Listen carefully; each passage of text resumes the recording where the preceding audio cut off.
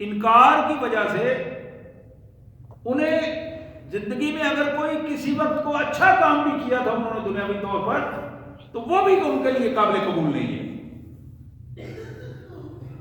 اور اس سے آگے والی بات یہ ہے، فلا نقیم لہم یوم القیامت وزنا، کہ کل قیامت کے دن ہم ان کی کسی بات کو، کسی عمل کو کوئی وزن نہیں دیں گے، کوئی وزن نہیں دیں گے، ذرہ برابر بھی ان کی ویٹیج نہیں ہوگی، کوئی وزن نہیں ہوگا، کوئی ویلیو نہیں ہوگی۔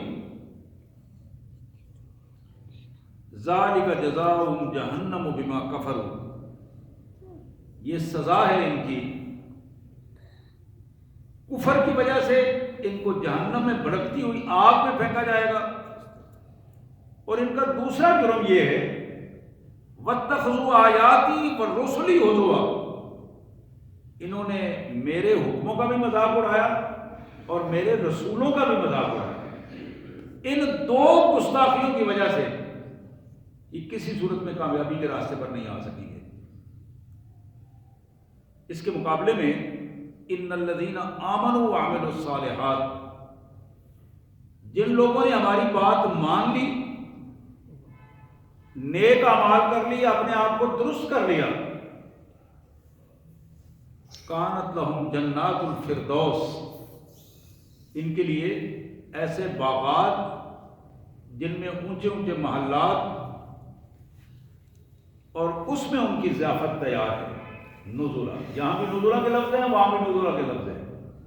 کافروں کی ضیافت تیار ہے، بھڑکتی ہوئی آگ جہنم کی صورت میں وہاں، اور ایمان والوں کی ضیافت تیار ہے جنت فردوس میں، جہاں اللہ کی نعمتوں بھری جنت میں، خالدین فیہا، یہ ایمان والے تو اس میں پکے پکے ہمیشہ ہمیشہ رہیں گے۔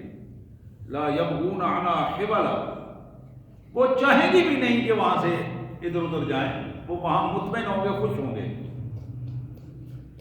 آمنت باللہ، صدق اللہ العظیم وصدق رسولہ النبی الکریم۔ اللہ کا شکر ہے، اس کی عنایات ہیں، اس کی مہربانیاں ہیں کہ اس نے ہمیں ایمان کی نعمت سے نوازا ہے۔ ہم اپنے اللہ کا شکر ادا کرتے ہیں، اللہ کا شکر ادا کرتے ہیں، اور جتنا شکر ادا کریں اتنا کم ہے کہ اللہ وحدہ لا شریک، اللہ مالک الملک، اللہ ذو الجلال والاکرام نے ہمیں اپنی خصوصی مہربانی سے ایمان کی نعمت سے نوازا ہے۔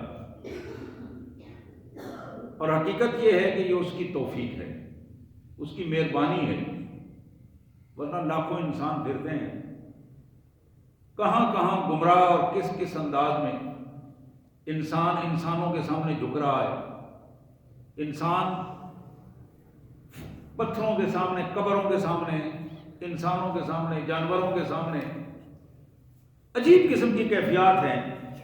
اشرف المخلوقات ہو کر ذلتوں کے نمونے بن رہا ہے، لیکن اسے اس کا ادراک ہی نہیں کہ اللہ تعالیٰ نے اس کو کتنی بڑی نعمت سے نوازا ہے، کتنے بڑے درجے سے نوازا ہے۔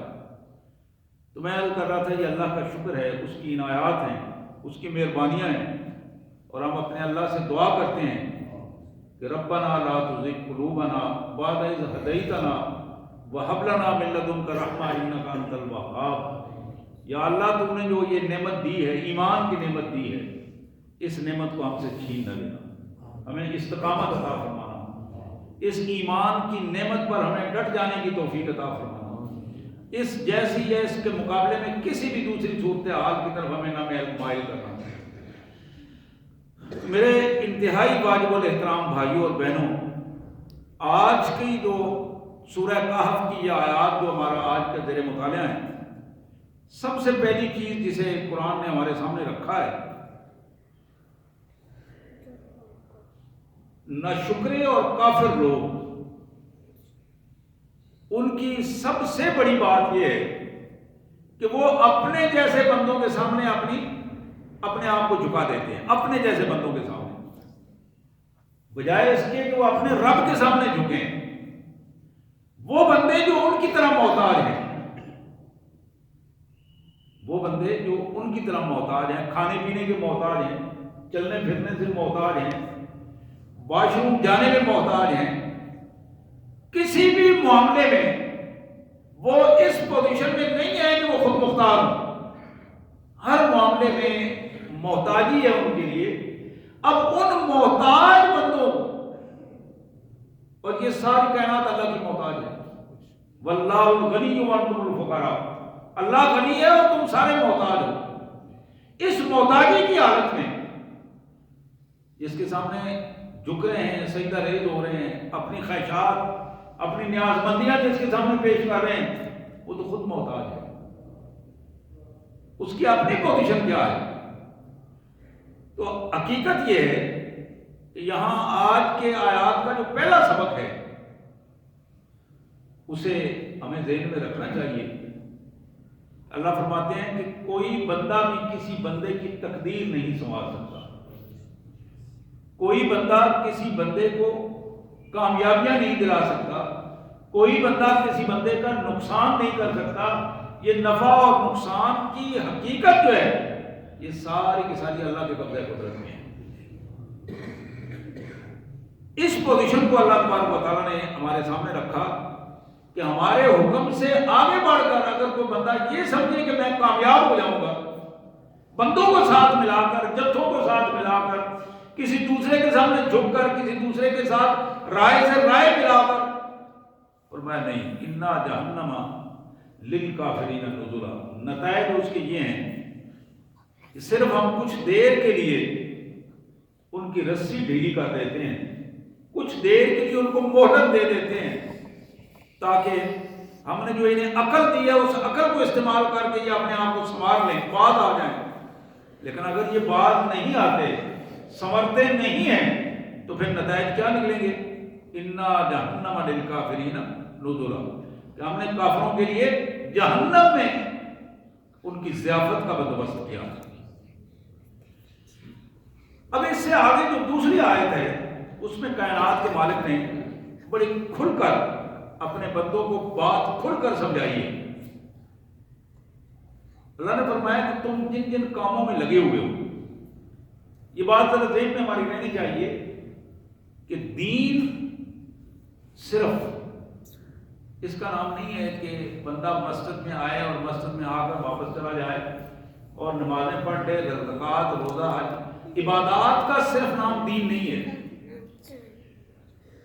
دین ہماری عبادات سے اس کا آغاز ہوتا ہے، مسجد سے اس کا آغاز ہوتا ہے، اس میں کوئی شک نہیں، لیکن ہماری معاشرت کا نام بھی دین ہے۔ جس گلی محلے میں ہم رہتے ہیں، جس گھر میں ہم رہتے ہیں، جس شہر میں رہتے ہیں، اس شہر کا جو ماحول ہم ترتیب دے رہے ہیں، اس گھر کے اندر جو نظام ہم نے بنایا ہوا ہے، اٹھنا بیٹھنا، سونا جاگنا، رہنا، کھانا پینا، یہ ساری چیزیں اگر اللہ کی مرضی کے مطابق ہوں گی تو یہ دین پر عمل کرنا ہوگا۔ اگر اللہ کی مرضی کے خلاف ہے تو یہی کفر ہے اور یہی دین ہے، چاہے بندہ وہاں قرآن شریف بھی پڑھتا رہے، قرآن شریف لگائے، اپنی ذکر و اذکار کرتا رہے، لیکن اگر گھر میں رویہ بے دینی کا ہے، گھر میں رویہ اسلام سے انکار کا ہے، گھر میں کفر کے رویے، کفر کی عادات، عیسائیوں والی باتیں، یہودیوں والی باتیں، کافروں والی باتیں، ہندوؤں والی باتیں، وہ رسم و رواج اگر گھر میں چل رہے ہیں تو وہ گھر بے دین ہے، کفر والا گھر ہے، وہ دیندار گھرانہ نہیں ہے۔ ہمارا دین جو ہے وہ گھروں سے بھی شروع ہوتا ہے، صرف مسجد میں نہیں۔ اس کو معاشرت کہتے ہیں۔ معاشرت، اپنا معاشرہ جو ہے، رہنے سہنے کا نظام جو ہے، اس کو ہم دین کے مطابق، اللہ کی اطاعت گزار زندگی کے مطابق بنائیں تو یہ ہمارا دین ہوگا۔ اسی طرح ہماری معیشت کیا ہے؟ کیسے ہم کماتے ہیں اور کیسے اس کو خرچ کرتے ہیں، یہ معاشی نظام ہے۔ اس معاشی نظام کو اسلام نے یہ نہیں کہا کہ جس کو یہ ادراک ہو جائے کہ میں اللہ کا بندہ ہوں، اس ادراک کے بعد وہ بندہ یہ کہے کہ میں اپنی مرضی سے کماؤں گا، اس ادراک کے بعد وہ یہ سوچ لے کہ میں اپنی مرضی سے خرچ کروں گا، نہیں، ایسی بات نہیں۔ تو یہاں کیا ہوگا؟ کمانے میں بھی اس کو اللہ کے قوانین کا احترام کرنا ہوگا. ایک ایک چیز جو وہ کما رہا ہے اس کے ہاتھ جس میں استعمال ہو رہے ہیں ان ہاتھوں کا بھی اس نے درست سے استعمال کرنا ہے, نگاہ کا درست استعمال کرنا ہے, زبان کا درست استعمال کرنا ہے, اور جس ترازو کو وہ پکڑ کے رکھا ہے اس نے اس ترازو کا بھی اسے درست استعمال کرنا ہے. اب یہ جو معیشت ہے اس پوری کی پوری معیشت کو روزی کمانے کے جو ذرائع ہیں ان کو دین کے مطابق بنانا ہے. ان کو اگر دین کے مطابق نہیں بنائے گا تو وہ ذرائع کافروں والے ذرائع ہوں گے, وہ ذرائع ناشکری والے ذرائع ہوں گے, وہ ذرائع بے دینی والے ذرائع ہوں گے. یہ جو بے دینی والے ذرائع ہیں, کفر والے ذرائع ہیں, یہی انسان کو جہنم والا انسان بنائیں گے, جنت والا انسان نہیں بنائیں گے. اسی طرح میں نے 3 چیزیں ابھی تک بتائی ہیں. دین عبادت سے شروع ہوتا ہے اور یہ عبادت معاشرت میں چلی جاتی ہے اور یہ معاشرت معیشت میں چلی جاتی ہے. اور اس کا چوتھا حصہ کیا ہے؟ سیاست. ہم سمجھتے ہیں کہ سیاست کوئی ایسی شے ہے کیونکہ ہمیں دکھائی وہ اس طرح کی گئی ہے کہ جھوٹ ہے, بددیانتی ہے, فریب کاری ہے, اس کا نام سیاست ہے. جو کچھ ہمارے ملک میں ہمیں دکھائی دے رہا ہے سیاست اس کا نام نہیں ہے. سیاست دین کا نام ہے, دین کا نام ہے. اب آپ کہیں گے کہ یہ آپ نئی باتیں کہانی سنا دی آپ نے. ہمیں اب عربی لغت کو دیکھتے ہیں. سیاست عربی کا لفظ ہے. عربی لغت کو جب ہم دیکھتے ہیں تو عربی لغت میں کسی بھی گری پڑی چیز کو اٹھا کر اس کی اصل جگہ پہ مقام دے دینا اس کو سیاست کہتے ہیں. اس کو سیاست کہتے ہیں. چیز کو بگاڑ دیا تھا, اس کے بگاڑ کو سنوار دیا, اس کو سیاست کہتے ہیں. اچھے خاصے مرتبے والے انسان کو نعوذ باللہ بے عزت کر دیا, اس کو عزت دے دی, اس کو سیاست کہتے ہیں. خراب تباہ حال کاروباری نظام کو, تباہ حال کاروباری نظام کو اللہ کے دیے ہوئے نظام کے مطابق زکوٰۃ اور عشر کے سسٹم کو بنا کر سیدھا کر دیا, اس کو سیاست کہتے ہیں. اور یہی وہ سیاست ہے کہ بخاری میں اللہ کے رسول صلی اللہ علیہ وسلم نے سیاست کا ذکر فرمایا. بخاری شریف میں صحیح حدیث, اللہ کے رسول صلی اللہ علیہ وسلم نے پھر بخاری میں باقاعدہ سیاست کا باب باندھا ہے حدیث کی کتابوں میں کہ کس طرح مسلمان کا فرض ہے کہ گرے ہوئے معاشرے کو اٹھا کر سنوار دیا جائے. کس طرح مسلمان کا فرض ہے کہ لوگوں کی عزتوں کو تباہ حال کیا گیا, ان کی عزتوں کو بحال کر دیا جائے. کس طرح معاشرے کی کہ ان اقدار کو جن کو معاشرے کی اقدار تباہ کر دی گئی تھی ان کو عزت اور احترام کے ساتھ وہ قدریں بحال کر دی جائے. حضور اکرم صلی اللہ علیہ وسلم نے فرمایا کانت بنو اسرائیل تسوسہم الانبیاء. یہ جو بنی اسرائیل تھے, بنی اسرائیل آج جن کے فلسطینیوں پر جو مظالم کر رہے ہیں یہ اسرائیلی, یہ انہی کی اولاد ہے. یہی بنی اسرائیل, اسی کا اسرائیل جناب یعقوب علیہ السلام کا نام تھا, انہی کی اولاد جناب یعقوب حضرت ابراہیم علیہ السلام کے پوتے تھے. کانت بنو اسرائیل, یہ جو بنی اسرائیل جن میں ہزاروں انبیاء آئے, اللہ کے پیارے رسول نے فرمایا تسوسہم الانبیاء, ان کی سیاست انبیاء کے ذمہ تھی. بنی اسرائیل کی سیاست کس کے ذمہ تھی؟ انبیاء کے ذمہ تھی, اللہ کے نبیوں کے ذمہ تھی. اللہ نے اپنے نبیوں کو حکم دیا تھا کہ تم اس معاشرے کی گرے ہوئے لوگوں کو اٹھا کر بلند کرو, اس معاشرے کی گری ہوئی اقدار کو اٹھاؤ اور بلند کرو. نبی اللہ کی اس لیے آئے تھے. تسوسہم الانبیاء, ان کی سیاست بنو اسرائیل کی نبیوں کے ذمہ, نبی ان کے بہترین سیاستدان تھے. اور یہ نبی تھے حضرت داؤد جو وہاں کے بادشاہ بنے, اور وہ بہترین سیاستدان تھے. نبی تھے جناب سلیمان, بادشاہ بنے, بہترین سیاستدان تھے. جناب موسیٰ علیہ السلام نبی تھے, اللہ تعالیٰ نے ان قبطیوں کو تباہ و برباد کیا اور ان کی جگہ پہ موسیٰ علیہ السلام کو اقتدار دیا. یہ بہترین وقت کے سیاستدان تھے. اسی طرح اللہ کے رسول نے فرمایا تسوسہم الانبیاء، ان کی بنی اسرائیل کی سیاست ان کے نبیوں کے ذمہ تھی. انبیاء کرام ان سیاست کو لے کے لیڈ کرتے تھے، وہ سیاسی رہنما تھے. یہ جو ہمارے یہاں سیاست ہے نا، یہ تو غلاظت ہے. اس غلاظت کو درست کرنے کی ضرورت ہے. یہ نہیں ہوتا کہ کوئی بندہ اگر آپ کے گھر میں گندگی ڈال جائے تو آپ اس کا شکریہ ادا کریں اور گندگی پڑی رہنے دیں. جہاں کوئی گندگی ڈالتا ہے اس گندگی کو روکنے کی کوشش ہمیں کرنی ہے اور اپنی گھر کی گندگی صاف کرنی ہے. اور پورا پاکستان ہمارا گھر ہے. اگر پاکستان میں رہنے والے لوگ اس حقیقت کو سمجھ جائیں تو پھر یہ سیاست کی غلاظت ختم ہو سکتی ہے، اس گندگی کو ختم کیا جا سکتا ہے. تو میں عرض کر رہا تھا اللہ کے رسول نے فرمایا کلما ہلک نبی خلفہ نبی، جب بنی اسرائیل کے ایک نبی فوت ہو جاتے اللہ تعالیٰ ان کی جگہ پر دوسرے نبی لے آتے اور ان کی ذمہ داری نبوت کی بھی ہوتی اور سیاست کی بھی ہوتی. تو نبی رحمت صلی اللہ علیہ وسلم نے فرمایا لوگوں سنو، انما انا خاتم النبیین، میں اللہ کا آخری نبی ہوں، لا نبی بعدی، میرے بعد نبی نہیں ہوگا. اس لیے سیاست کا کام اور نبوت کا کام، رسالت کا کام، ان بعدی خلفاء، میرے بعد خلفاء ہوں گے، یہ ذمہ داری وہ ادا کریں گے. میرے رسالت کا پیغام بھی وہ دیں گے لوگوں کو، نبوت کا کام بھی وہ دیں گے اور میری دی ہوئی سیاست کا کام بھی وہ آگے چلائیں گے. اور حضرت ابوبکر صدیق، حضرت عمر فاروق، حضرت عثمان غنی، حضرت حیدر کرار رضوان اللہ علیہم اجمعین، ان لوگوں نے یہ کام سنبھالا اور سنبھال کر دنیا کے سامنے وہ نمونے رکھے سیاست کے اور نبوت کے پیغام کے کہ آج تک دنیا خلافت راشدہ کے اس نظام کو جو ان چار خلفاء نے دیا آج بھی نمونے کا نظام قرار دیتے ہیں.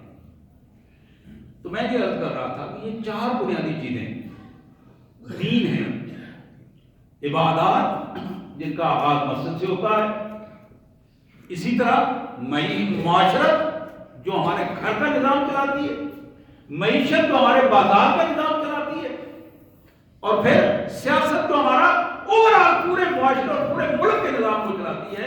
ان چار چیزوں کو جب ہم ملائیں گے تو اس کا نام دین بنے گا. یہ وہ چیز ہے جس کے بارے میں اللہ تبارک و تعالیٰ فرماتے ہیں قل هل ننبئکم بالاخسرین اعمالا، میرے رسول ان کو بتاؤ کہ میں تمہیں بتاؤں کہ تمہارے کون سے اعمال گھاٹے میں جا رہے ہیں. تم نماز تو ادھر پڑھ رہے ہو لیکن دکان پہ جا کے کافروں والے کام کر رہے ہو. نماز یہاں پڑھ رہے ہو لیکن اسمبلی میں جا کے تم کافروں کی اطاعت کر رہے ہو. نماز یہاں پڑھ رہے ہو، تھانے دار صاحب مسجد میں جا کے نماز پڑھتے ہیں لیکن تھانے جب اپنی کرسی پہ بیٹھتے ہیں تو وہاں فیصلے الٹ کرنا شروع کر دیتے ہیں، اللہ اور اللہ کے رسول کے خلاف کرنا شروع کر دیتے ہیں. جج صاحب اپنی کرسی پہ تو اور جج ہوتے ہیں، جب اللہ کے رسول آتے ہیں تو اور جج بن جاتے ہیں. یہاں یہ بات بڑی واضح الفاظ میں سمجھائی گئی قل هل ننبئکم بالاخسرین اعمالا، میرے رسول نے بتاؤ کہ میں تمہیں بتاؤں کہ تمہارے اعمال کس طرح ضائع ہو رہے ہیں، تم کس طرح اپنی زندگی کے عملوں کو ضائع کر رہے ہو، یہ جہنم والے عمل کیوں کیسے کر رہے ہو. وَهُمْ يَحْسَبُونَ أَنَّهُمْ يُحْسِنُونَ صُنْعًا، وہ کیا رہا ہے، تم سمجھ رہے ہو کہ تم نیکیوں کے کام کر رہے ہو حالانکہ تمہاری پوری کی پوری زندگی تباہی اور بربادی کی طرف جا رہی ہے، تباہی اور بربادی کی طرف جا رہی ہے. اب یہ پہلو انتہائی اہم پہلو ہے جس پہ غور کرنے کی ضرورت ہے. ہر بھائی کو، ہر بہن کو غور کرنے کی ضرورت ہے. میں بہنوں کا نام اس لیے ساتھ لیتا ہوں کہ گھروں کا سارا نظام چلانے میں میری بہنوں کا کردار ہے. اپنے گھر کی وہ وزیر اعظم ہیں، ذمہ دار ہیں. اللہ تعالیٰ نے ان کو اس گھر کا ذمہ دار قرار دیا ہے اور اللہ کے رسول صلی اللہ علیہ وسلم نے فرمایا تم میں سے ہر ایک ذمہ دار ہے.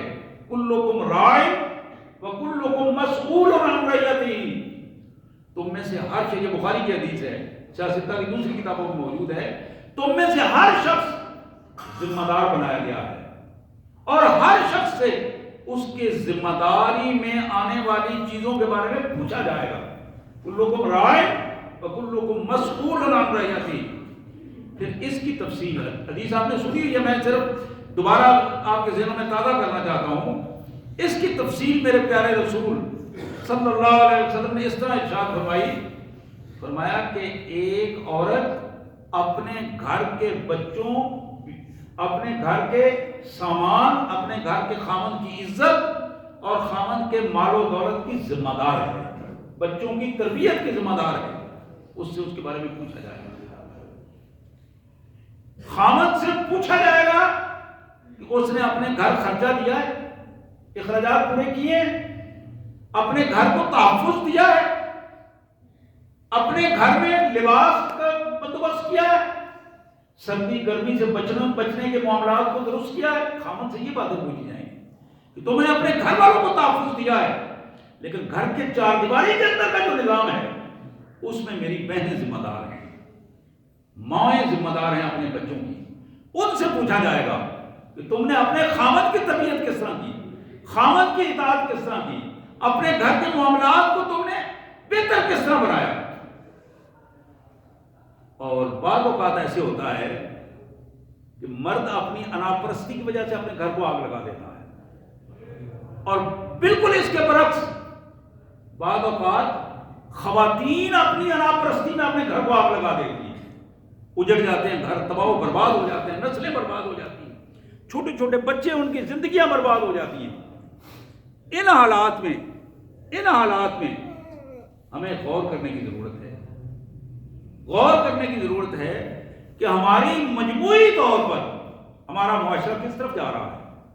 اس بات کو قرآن نے کہا الذین ضل سعیہم فی الحیاۃ الدنیا، دنیا کی زندگی میں جو کچھ تم کر رہے ہو اور اس پر مطمئن ہو کے بیٹھے ہو، اللہ فرماتے ہیں کہ تمہیں اس کا ادراک ہونا چاہیے کہ تمہاری یہ ساری کاوشیں تباہی اور بربادی کی طرف جا رہی ہیں۔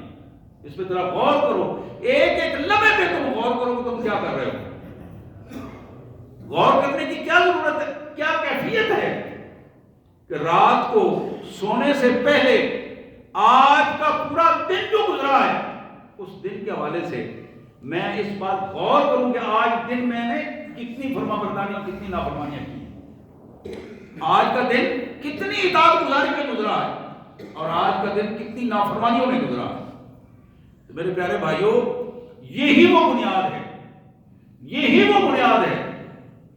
ہم کن چکروں میں پڑے ہوئے ہیں، دوسروں کی شخصیات کو، کسی کو رگڑا دے رہے ہیں اور کسی کو اوپر چڑھا رہے ہیں اور کسی کو نیچے لا رہے ہیں، حالانکہ ہم کر کچھ نہیں سکتے، لیکن اپنے اعمال ہم خراب کر رہے ہیں، خواہ اپنی زبان کو چلا کر اپنے لیے مصیبتیں کھڑی کر رہے ہیں، خواہ اپنے ہاتھوں کو چلا کر اپنے لیے مصیبتیں کھڑے کر رہے ہیں۔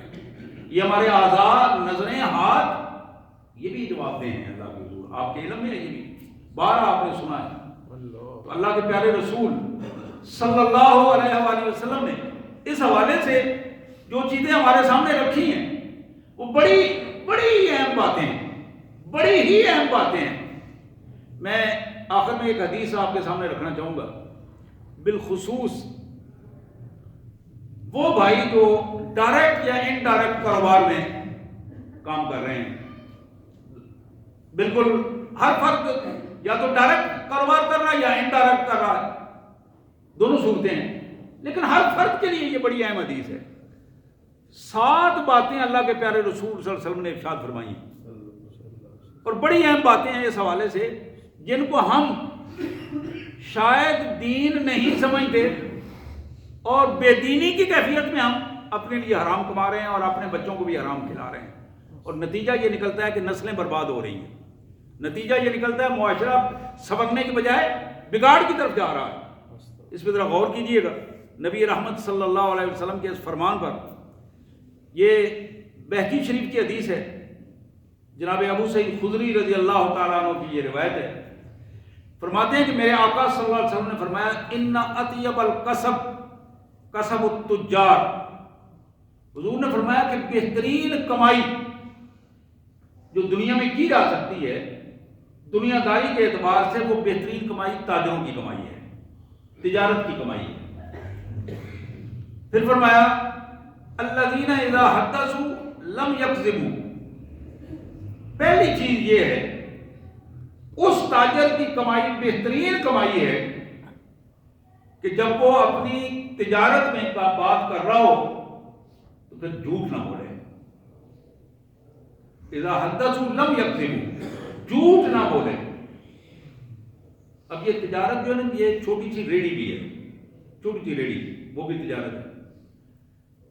یہ جو ہمارے پٹھان بھائی چھوٹے چھوٹے گتے اٹھا کر ان پہ لگائی ہوتی ہیں، مختلف چیزیں بیچ رہے ہوتے ہیں، وہ بھی تجارت ہے۔ یہ جو چھوٹی چھوٹی دکانیں ہیں وہ بھی تجارت ہے، بڑے بڑے کاروبار بھی تجارت ہے، فیکٹریاں بھی تجارت میں آتی ہیں۔ اور میرے پیارے بھائیوں، جو پیلیوں سے جا کر گندم اور چاول بیچتے ہیں وہ بھی تجارت ہے۔ یعنی انڈائریکٹ اور ڈائریکٹ ہر بندہ اس میں ملوث ہے، ہر بندہ اس میں کام کر رہا ہے۔ تو یہاں ان چیزوں کو ذرا بہت ذہن میں رکھیے۔ اگر کسی بندے نے اپنے تجارت کے کسی معاملے میں جھوٹ بولا تو اس کی تجارت میں وہ حلال روزی کی بجائے حرام کی طرف چلی جائے گی۔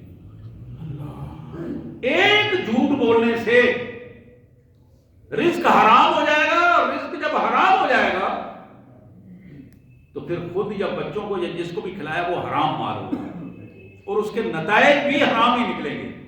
پھر یہ نہیں ہو سکتا کہ خنزیر کا گوشت تو حرام ہو لیکن جھوٹ بول کر جو حرام کھا رہے ہیں وہ ہمارے لیے حلال ہو جائے، یہ ممکن نہیں ہے۔ یہ بالکل اس طرح کی بات ہے۔ وہ ہمارا ایک بھائی کہیں باہر گیا تو وہ ڈھونڈ رہا تھا کہ میں مسلمان ہوں تو مجھے حلال گوشت ملے، حلال کھانا ملے۔ کسی یورپین ملک میں تھا تو آگے ڈھونڈتا ڈھونڈتا ایک ہوٹل پہ جب گیا تو ایک مسلمان میں بیٹھا ہوا تھا، مینیجر تھا اس کا، اس سے ملاقات ہوئی۔ اس نے کہا جی میں مسلمان ہوں تو میں حلال کھانا چاہتا ہوں۔ اس نے کہا جی آپ تشریف رکھیں، کھانا تو حلال ملے گا، آپ کو ضرور ملے گا، ہم پرووائڈ کریں گے آپ کو، لیکن میرا ایک چھوٹا سا سوال ہے، کیا آپ کی جیب میں جو پیسے ہیں وہ حلال کے ہیں؟ میں آپ کو یقین دلاتا ہوں کہ میں حلال کھانا آپ کو پرووائڈ کروں گا۔ آپ نے مجھے یقین دلانا ہے کہ آپ کی جیب میں جو پیسے وہ حلال کے ہیں کہ نہیں ہیں۔ یعنی آپ کی ڈیمانڈ تو حلال کھانے کی ہے، حلال گوشت ہمیں ملے، حلال روٹی ملے، حلال جانور ملے، حلال مچھلی ملے، یہ ساری چیزیں ہم حلال کھانا چاہتے ہیں۔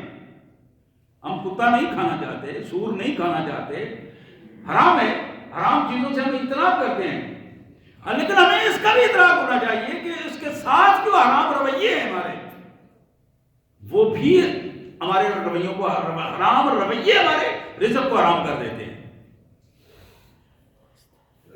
تو میں عرض کر رہا تھا کہ پہلی چیز جو اللہ کے رسول صلی اللہ علیہ وسلم نے فرمائی کہ بہترین تجارت میں پہلی شرط یہ ہے اذا حدثوا لم یکذبوا، کہ جب وہ بولیں تو جھوٹ نہ بولیں۔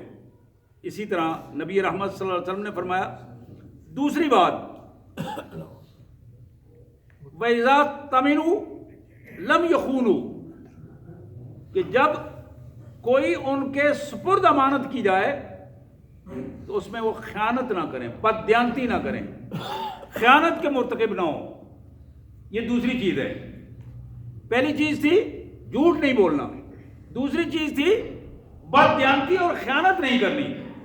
اسی طرح فرمایا وَإِذَا وَعَدُوا لَمْ يَخْلُفُوا، تجارت کے اندر جب وعدہ کر لیں کسی سے تو پھر وعدہ خلافی نہ کریں، وعدہ کریں تو وعدہ خلافی نہ کریں۔ اسی طرح بتایا وَإِذَا اشْتَرَوْا لَمْ يَذُوقُوا، اپنی چیزیں جب وہ خرید رہے ہوں، سامان خرید رہے ہیں تو اکثر عادت یہ ہوتی ہے کہ خریدنے والے سامان کی اس میں نقائص نکالے جائیں تاکہ اس کی قیمت تھوڑی کم کر دی جائے، اگلے بندے کو کہہ دیا جائے یار تیرا سامان تو یہ نقص ہے، اس میں یہ پرانا ہے، اس میں گھن لگا ہوا ہے، یہ ہے وہ ہے، تیری زمین جو ہے اس میں تو یہ وہ صلاحیت ہی ابھی ختم ہو رہی ہے. یعنی مختلف حوالوں سے کہ جب چیز خرید رہا ہے بندہ، خریدنے میں اس چیز میں نقائص نکال کر اس کی قیمت کم کرنے کی کوشش کرے. حضور نے فرمایا کہ یہ مسلمان تاجر کا کام نہیں ہے. مسلمان تاجر جب اس کا ذہن مطمئن ہو جائے کہ یہ چیز ٹھیک ہے تو پھر اسے ٹھیک کہے، پھر اس کی پوری قیمت وہ اس کو ادا کرے. اسی طرح رسول اللہ صلی اللہ علیہ وسلم نے فرمایا وَإِذَا بَاعُوا لَمْ يَمْتَهُوا. جھوٹے تاجر کا طریقہ کار یہ ہے کہ وہ جب اپنی چیز بیچ رہا ہو تو وہ جو اس میں چیزیں نہیں ہیں وہ ان کی بھی تعریف کرنا شروع کر دیتا ہے. آپ نے فرمایا کہ وہ اپنی چیز کی تعریفیں پل نہ باندھے، جو چیز سامنے ہے اس کو سامنے پیش کر دے اور اس کو بتائے کہ یہ چیز ہے، خالص ہے، آپ دیکھ لیں اپنے انداز میں. لم یمدہو، اپنے بیچتے ہوئے اپنی چیز کی غیر ضروری تعریفیں نہ کریں. پھر اللہ کے رسول صلی اللہ علیہ وسلم نے فرمایا وَإِذَا كَانَ عَلَيْهِمْ لَمْ يَمْتُلُوا. اسی طرح جب کسی کا پیسہ دینا ہو، کسی کو سامان پہنچانا ہو تو پھر اس میں ٹال مٹول نہ کرے. پیسے پہلے لے لیے، سامان نہ دیا، ٹال مٹول کرتے رہے تاکہ اس کی رقم جو آپ نے استعمال میں ہو جائے، پھر مہینے 15 دن بعد دے دی. یہ وہ رویے ہیں، کاروباری رویے جو رسول اللہ صلی اللہ علیہ وسلم نے اس انداز میں ارشاد فرمائے کہ جب کسی کا دینا ہو تو اس میں ٹال مٹول نہ کرے، اپنے وعدے کے مطابق اسے پورا کرے. وَإِذَا كَانَ لَهُمْ لَمْ يُعَسِّرُوا. اور جب کسی سے لینا ہو تو اس میں تنگی، ترشی، سختی، بد اخلاقی اور بدتمیزی سے پرہیز کرے. جس سے لینا ہے اس کے ساتھ نرم رویہ اختیار کرے. اب یہ 7 چیزیں محمد الرسول اللہ صلی اللہ علیہ وسلم نے ہمیں اس انداز میں بتائی ہیں کہ ان 7 حوالوں سے اگر ہم اپنے آپ کو درست کر لیں اور رزق حلال کمانا شروع کر دیں، وہ رزق حلال جس کی پوچھ سب سے پہلے قبر سے نکلتے ہوئے اللہ کے پیارے رسول صلی اللہ علیہ وسلم نے فرمایا کل قیامت کے دن کوئی بندہ بھی، آدم کی اولاد میں کوئی بندہ بھی اپنے پاؤں نہیں ہلا سکے گا جب تک کہ 5 سوالوں کے جواب نہ دے لے. بڑی مشہور حدیث ہے، کئی دفعہ آپ نے سنی ہوئی. 5 سوال پوچھے جائیں گے. عمر کہاں گزاری، جوانی کی آزمائش میں کتنا پورے اترے، یہ پہلے 2 سوال ہیں. دوسرے دو سوال جو وہ مال کے بارے میں ہیں. مال کمایا کیسے اور خرچ کیسے کیا. من این کسبت وفیما انفقت، کہ بڑی اہم